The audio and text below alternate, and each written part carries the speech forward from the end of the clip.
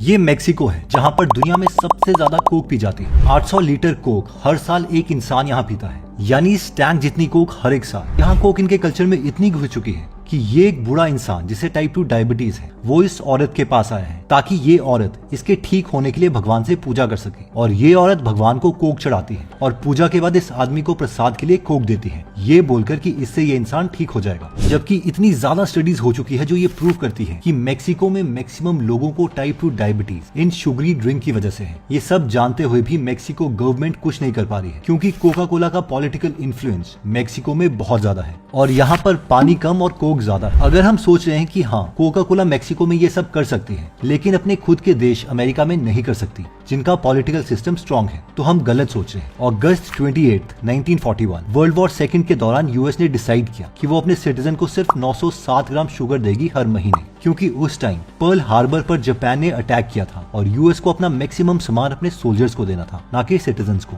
अब इस डिसीजन की वजह से कोका कोला खतरे में आ गई क्योंकि चीनी के बिना कोई कोका कोला नहीं पिएगा। बेन ओइलर्ड जो कि अमेरिकन लॉयर थे, उन्होंने यूएस वॉर डिपार्टमेंट को कन्विंस किया कि इस रैशनिंग लॉ के बावजूद उन्हें शुगर मिलती रहे और कोका कोला को कपड़े और वेपन्स की तरह वॉर एसेंशियल्स की कैटेगरी में डाला जाए। एंड गेस व्हाट, यूएस के सिटीजन्स को तो नहीं लेकिन कोका कोला को शुगर मिलती रही और वॉर में सोल्जर्स को बाकी इंपॉर्टेंट चीजों के साथ कोका कोला मिलना भी स्टार्ट हो गई। इवन यही नहीं, the cost of shipping and cost of building plants of Coca Cola were also paid by US government. Coca Cola ने तो यहाँ तक कह दिया था कि कोका कोला दुनिया में अमेरिकन कल्चर को आगे बढ़ा रही है और पैट्रियोटिज्म और नेशनलिज्म जैसी भावनाओं के साथ उसे जोड़ के देखना चाहिए। पूरी दुनिया में इस वजह से 64 नए प्लांट्स बने जिसकी वजह से 500 करोड़ से भी ज्यादा ड्रिंक्स यूएस आर्मी द्वारा पी गई और वो भी सिर्फ वर्ल्ड वॉर सेकंड के दौरान। इसके अलावा कोका कोला ने यूएस के दुश्मन देश यानी नाजी गवर्नमेंट जर्मनी को भी 1 लाख से ज्यादा कोका कोला दी और बाद में जब यूएस आर्मी ने सभी कंपनीज को सख्त आदेश दे दिए कि जर्मनी के साथ यूएस की कोई भी कंपनी ट्रेड नहीं करेगी, तो इस पर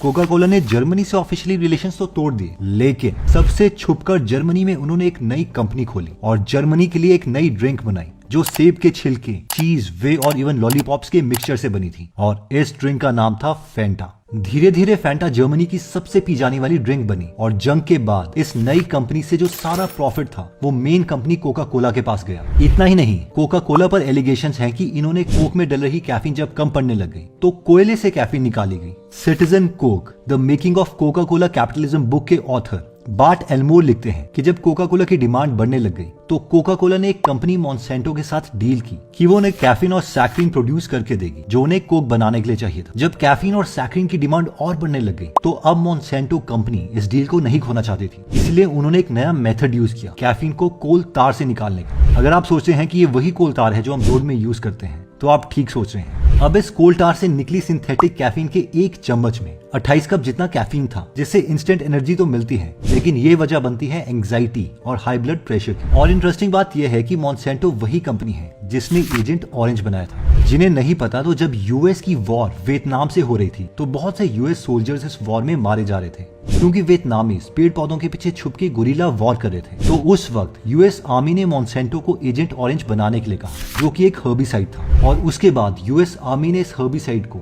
अपने एयरप्लेन से वियतनाम में फेंकवा दिया जिससे सारी फसल बर्बाद हो गई और वियतनामीज अब गुरिल्ला वॉर नहीं कर पा रहे थे, जिससे यूएस को फायदा हुआ। बट इसका साइड इफेक्ट ये था कि एयरप्लेन से कुछ एजेंट ऑरेंज वियतनामीज के ऊपर भी गिर गया था जिसकी वजह से इनके डीएनए में चेंजेस आने लग गए और धीरे धीरे 3 लाख से भी ज्यादा लोग अफेक्ट हुए। किसी की आंख नहीं थी, किसी के हाथ नहीं थे और इसका असर आज भी वियतनाम के लोगों में देखा जाता है। पर सवाल ये आता है कि अगर एक कोका कोला की बोतल में ये सारे इंग्रेडिएंट्स हैं, जैसे कि इसमें 40% शुगर है यानी ऑलमोस्ट कोक की आधी बोतल चीनी है जिसकी वजह से ओबेसिटी, टाइप 2 डायबिटीज और हार्ट रिलेटेड बीमारियां होती हैं। कलर के लिए इसमें कैरेमल E150D है जिससे international agency for research on cancer ने एक ऐसा सब्सटेंस बताया है जो ह्यूमन बॉडी में कैंसर का कारण बनता है। इसमें फिनाइलएलानाइन है जिसे अगर ज्यादा अमाउंट में कंज्यूम किया जाए तो सीजर्स और ऑर्गन फेलियर तक ह्यूमन बॉडी में हो सकते हैं। इसमें सोडियम बेंजोएट है जो अगर विटामिन सी से मिलता है तो ये बनता है बेंजीन और बेंजीन वही गैस है जो कि पाई जाती है पेट्रोल, पेस्टिसाइड्स और फैक्ट्री से निकलते हुए धुएं में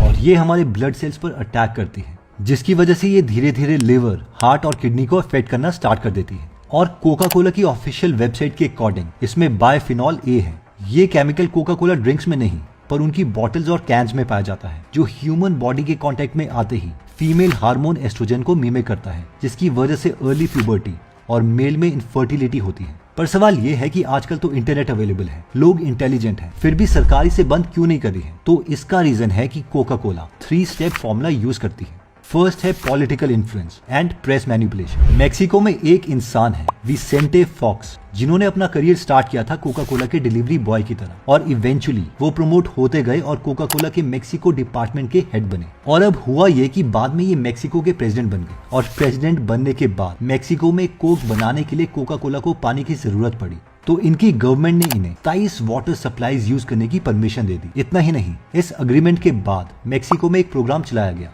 जिसके अकॉर्डिंग अगर कोई कंपनी लैंड लेती है तो उसमें आ रही सारी नदियां, वाटर बॉडीज भी उन्हीं की होगी, जिसकी वजह से कोका कोला के पास ये भी राइट आ गया था कि वो 8 वाटर बॉडीज में अपना कंपनी का सारा कचरा डाल सकती है। इसकी वजह से आज मेक्सिको के चियापस शहर में पानी इतना गंदा हो गया है कि लोग टैप वाटर यूज नहीं करते। इस पानी में बहुत कचरा है और ई कोलाई जैसे बैक्टीरिया पाए जाते हैं, इसलिए लोग वहाँ पर कोका कोला ही पीना पसंद करते हैं, क्योंकि वहाँ पर कोका कोला की बोतल पानी के मुकाबले ज्यादा आसानी से मिल जाती है। जब कोका कोला के ऊपर काफी सारी रिसर्चेस होने लग गई कि इनके ड्रिंक्स पी के लोगों को काफी बीमारियां हो रही हैं, तो इन्होंने GEBN यानी ग्लोबल एनर्जी बैलेंस नेटवर्क को हेविली फंड करना स्टार्ट कर दिया। इस ऑर्गेनाइजेशन का मेन काम था कि वो ओबेसिटी के ऊपर रिसर्च करे और ये प्रूव करे कि ये सारी बीमारियां खाने की वजह से नहीं बल्कि एक्सरसाइज ना करने की वजह से हो रही हैं। फॉर एग्जांपल, ये एक रिसर्च पेपर है, what is causing world wide rise in body weight, जिसमें लिखा है कि लोगों का वेट इसीलिए इंक्रीज हो रहा है क्योंकि वो सुस्त हो रहे हैं और एक्सरसाइज नहीं कर रहे। साथ में हम ये भी देख सकते हैं कि इसमें लिखा है कि इस रिसर्च की main funding Coca Cola company से आई है। इसके अलावा 2002 में दिल्ली में सेंटर साइंस एंड एनवायरनमेंट में जब कोका कोला के ऊपर रिसर्च करी गई तो उसमें पेस्टिसाइड्स पाए गए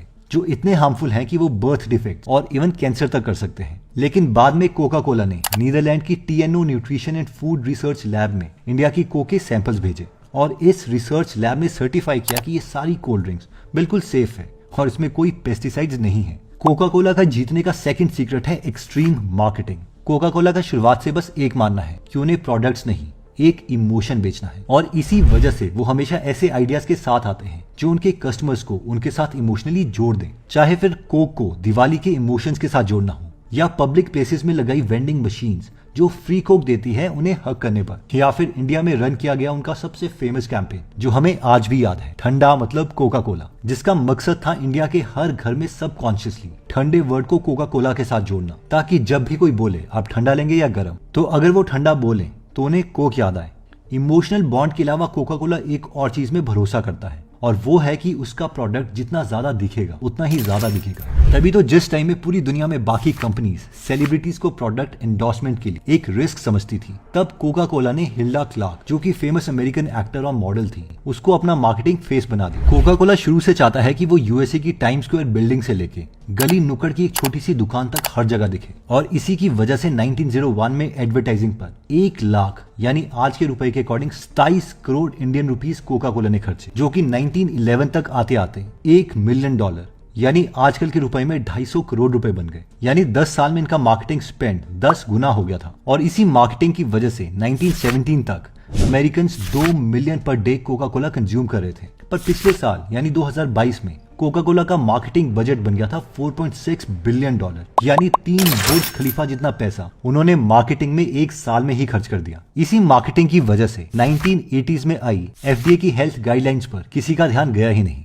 इस FDA की गाइडलाइंस में बताया गया था कि एक एवरेज ह्यूमन को दिन में 6 टेबलस्पून से ज्यादा चीनी नहीं खानी चाहिए, जबकि कोक में 7 टेबलस्पून शुगर थी, जिससे साफ पता चलता है कि मेक्सिको में इतनी डेथ होने के बावजूद भी मैक्सिकन्स कोक को क्यों नहीं छोड़ पा रहे। फाइनली कोक का मेन हथियार है क्रेडल टू ग्रेव स्ट्रैटेजी, यानी अपने कंज्यूमर को पैदा होते ही कोक की आदत लगवा दो। इसी स्ट्रैटेजी को एग्जीक्यूट करने के लिए कोक 5 साल से कम उम्र के बच्चों को अपना टारगेट बनाता है, और उन बच्चों तक पहुंचने का सहारा होता है स्कूल की वेंडिंग मशीन्स। इस स्ट्रैटेजी में कोक ने 10,000 स्कूल्स को $3,000 हर साल देना स्टार्ट किया, जिसकी वजह से स्कूल की वेंडिंग मशीन में स्कूल वाले सिर्फ कोका कोला के प्रोडक्ट्स ही दिखाएंगे, और इसीलिए धीरे धीरे 12 साल से कम उम्र के बच्चों की फेवरेट ड्रिंक्स कोक बनने लग गई। वेंडिंग मशीन्स के साथ साथ free coupon, television ads, board games, Barbie dolls, free book covers में भी कोका कोला का लोगो बच्चों को दिखता रहा, जिससे कोका कोला बच्चों का हीरो बन गया। लेकिन जब पेरेंट्स ने कोक को लेके बहुत प्रोटेस्ट किया, तो जुलाई 2003 में कोका कोला ने डिसाइड किया कि वो 12 साल से कम उम्र के बच्चे के लिए कोई मार्केटिंग स्ट्रैटेजी एग्जीक्यूट नहीं करेंगे।